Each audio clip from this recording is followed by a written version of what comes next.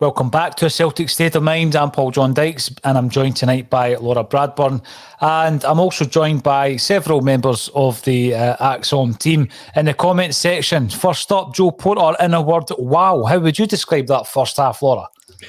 Very exciting. I think there's so much about the way that we played that was so positive and so attack-minded, and everything that we used to worry about, whether, would Ange's game work in Scottish football and all that kind of thing, that can all be put to bed. I think it was just everything you want to see a Celtic team doing. It was. Now, at the beginning of the game, we were talking about the previous match against Hibs earlier on this season at Easter Road. We spoke about it on the bulletin at 12:30 today as well. And I reckoned it to be probably the best 45 minutes of the season.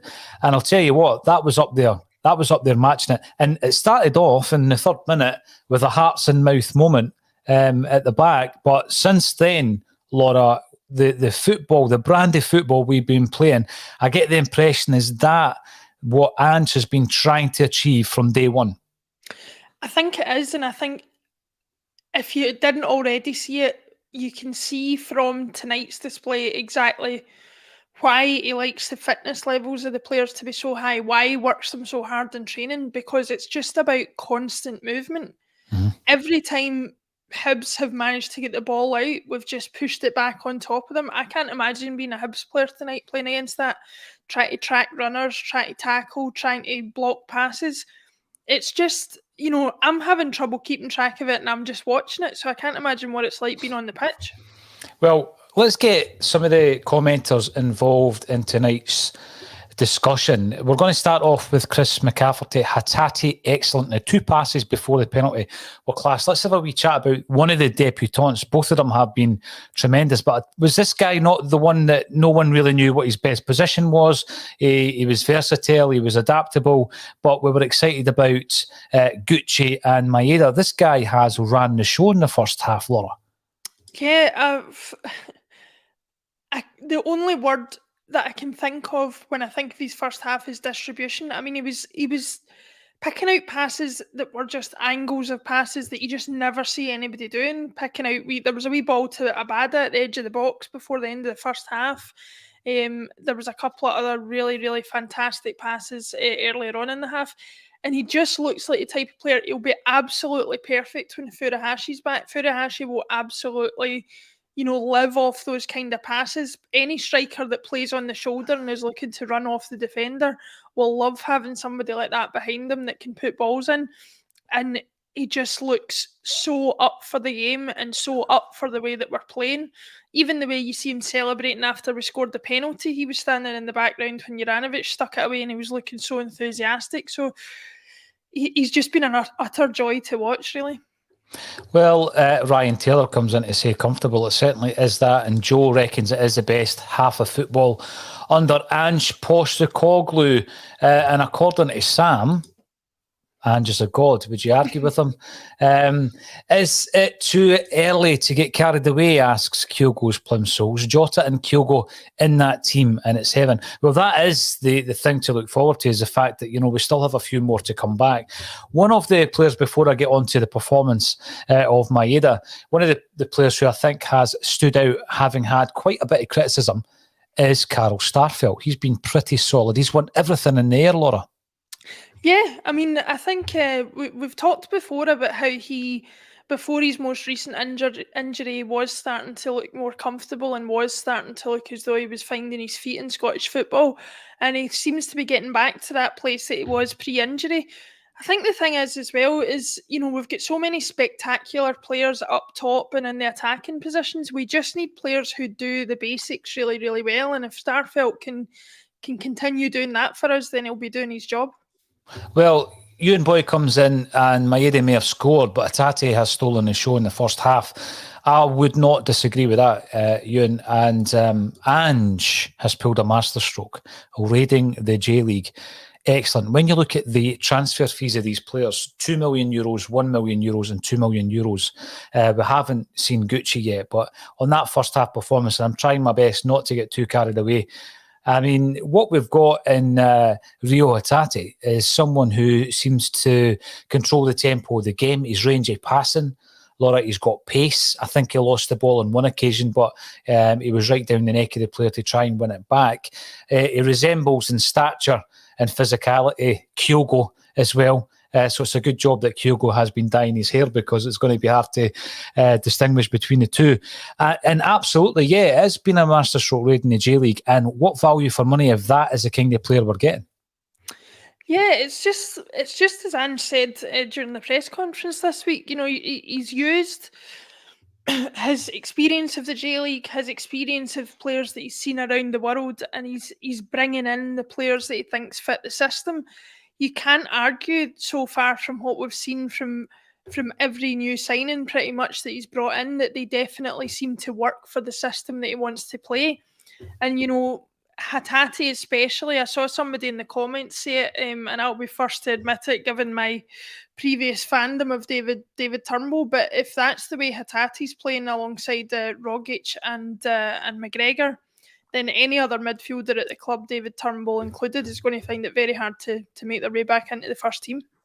I think what you see with these players that are on show tonight, what you see with the likes of Kyogo, is a manager who is selecting very specifically players who he knows is going to fit the system, Laura. I mean, you can see that. It's so obvious this evening, where you've got a player with that kind of level of energy.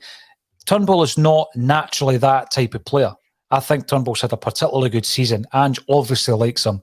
He played in every game up until his injury. His turnaround last season, he spoke about it himself in one of the press conferences, having a slow start to his Celtic career, coming into the side, winning the Young Player of the Year. I'm certainly not writing him off, but you can tell that these players have been handpicked for a particular system.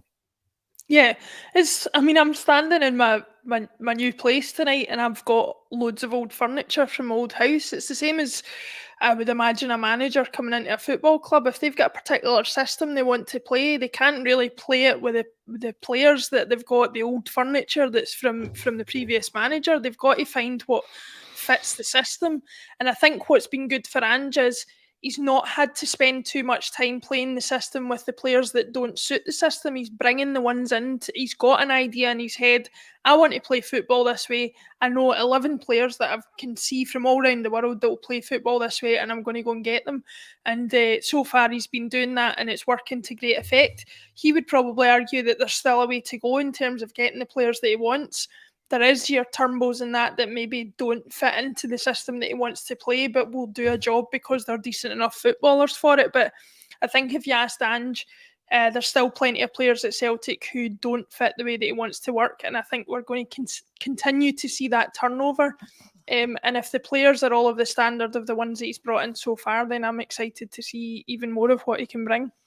When we were talking before the game, Laura, about the starting 11, I disagreed with the inclusion of Juranovic, so I got that one wrong.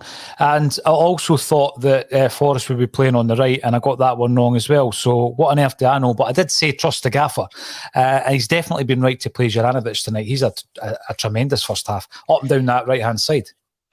We talked before the game about McGregor being the engine in the middle of the park, but there's some engine that Juranovic has got on him as well. You know, those fullback or wingback positions, the players that play those positions have to have a hell of a lot of stamina, a hell of a lot of fitness, and Juranovic certainly has that. You know, he's been up and down that right-hand side, and he's got delivery, he's a good penalty taker, he's a good overlapping fullback as well. He's got everything that you would want from a fullback. And I think anybody who was maybe wondering, I'd have liked to have seen Ralston tonight. Yeah, I'd have loved it if Ralston was in. I wouldn't have any question marks. But having seen the way Juranovic performed in the first half, you can't deny that was the right choice. A few weeks ago, we were looking ahead to the January transfer window, Laura, and one of the Acsom team, Colin, suggested that he believed we needed another 6 players to come in. Seemed ambitious at the time, but before the beginning of the transfer window, we bring in 3. So then straight away you're thinking maybe we will bring in as many as 6. We're looking at that team now. If Juranovic was to drop out, injury, suspension, a slight loss of form, then you're pretty confident in his replacement with Ralston. Similarly, on the left-hand side, I thought Jamesy Forrest has come right back into the team and performs really well. If he was to drop out on the left-hand side, you're bringing in Jota. Up top, Maeda, with pace to burn, if he was to drop out tonight and you're bringing in Kyogo. We're getting a situation here, although Kyogo's the first choice. At the back, Starfelt or Carter Vickers drops out and we've got Julien coming back and we've got Welsh. We are getting to that point now where we are building the squad whereby if we do have a few injuries, it's not going to be as much of a crisis as it was just a few short months ago. No, I think I think if you're a big team, what you always aim for, if you're trying to fight on multiple fronts, if we want to be serious about challenging in Europe going forward while maintaining the domestic front that we have, you want to have at least, 2 starting 11s with a few extra utility players in there. And like you say, with the list of players that we're getting and the options that we have in each position for the system that Ange wants to play, we're getting to a point where you could field a couple of really good starting 11s totally separate from each other, and that's what you want to be aiming for. So can't really complain about the way things are progressing under Ange. This is a great, refreshing way to come back. I think the break has done us an immense amount of good considering how much we were struggling with injuries and player fatigue and all that kind of stuff. So that impact can't be denied. But what's been obvious tonight is, we said it before, I think we said it on Friday, me, Tony and Alan were talking, give Ange some time on a training pitch with his players and they will be the better for it, and we're definitely seeing that tonight. We definitely are. Thanks everybody for tuning in to our halftime bulletin. We're topping almost 1,300 live at the moment. Somebody on Facebook has given us the angry emoji. Jim Monaghan, what's up, mate? Let us know after that first half. Have you made a good comment and I've simply missed it, because we do get literally hundreds, sometimes thousands on a busy stream like tonight. So if you have said something and I've missed it, bring it back up and I'll be happy to bring it into the discussion as well. When we're looking at the incessant pressure that Celtic are putting Hibs under, I've got to say, I think Hibs have tried to play football. They've tried to play out from the back, Laura, but that's just playing right into our hands, isn't it? Yeah, it's one of these things where we're a team that look like to press high and keep pressure as well, but one of our other main assets that we've seen this season and continuing tonight is any time that a team does try and come forward and presses, we can hit them on the break. We've got enough pace and we've got enough speed of thought and players who can distribute the ball and pass it well enough that breaking up the park is one of our strengths as well. So it's perhaps something that we might see a little bit more in the second half if we want to reduce the intensity slightly just to preserve a bit of energy. Hitting them on the break is always going to be an option, and being 2 goals up, we are forcing Hibs into a position where if they're going to get anything out of this game, they have to come forward, and I think that can only be to benefit us, really. I was up at Celtic Park the other night, Laura. We are helping the Newry Willie Maley CSC in their fundraising activities to build a statue of the great Willie Maley over in Newry, and we did a wee bit of filming up there. We're going to release it later on tonight.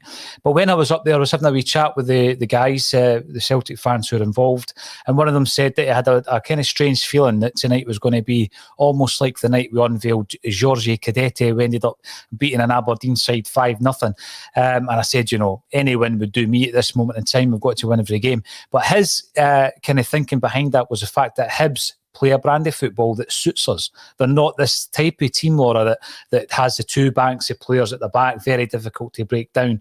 And because we've already got a couple of goals, we got a fairly early goal, I think there is really a chance, there's a risk that if Hibs come out in the second half, it could be 4. It could get to that stage. And again, I'm not counting my chickens, but that was a tremendous first half. And a few other messages I want to say is, John Caletta, thanks for joining us. It's your 60th tomorrow. What a present it would be if we did get a 6-0 tonight. Imagine that. I don't think it's going to happen. Happy birthday, John. Happy birthday, John. Thank you for tuning in. And I think that we're almost ready. Yes, the teams are on the park for the second half, Laura. We're going to rejoin the action. We'll be back at full time. Thanks, everybody, for getting involved in the comments. And thank you, Laura Bradburn, for joining me on A Celtic State of Mind.